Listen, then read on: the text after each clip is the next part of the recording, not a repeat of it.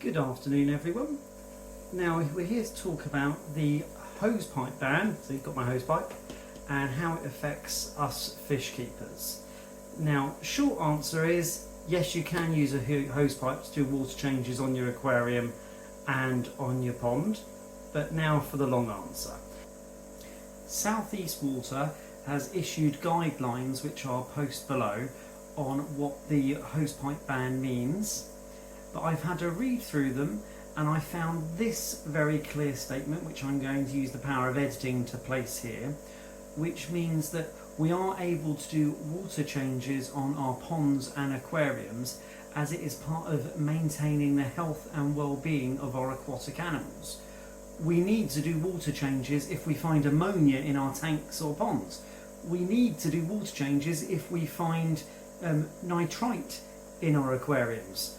Now, we also need to keep an eye on our nitrates and keep them at the levels that we wish to keep them at. Some people keeping them at 50 parts per million, some keep them at 25 parts per million.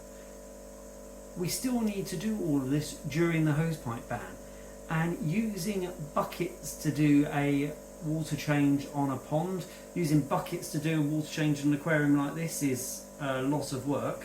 So we are able to use hosepipes to do these changes, as it is for the health and well-being of our animals. As I've shown you, there are exemptions to the hosepipe ban, and one of them is looking after our fish and keeping them safe and healthy. But what else do we need to do during a heat wave like this to keep our fish safe?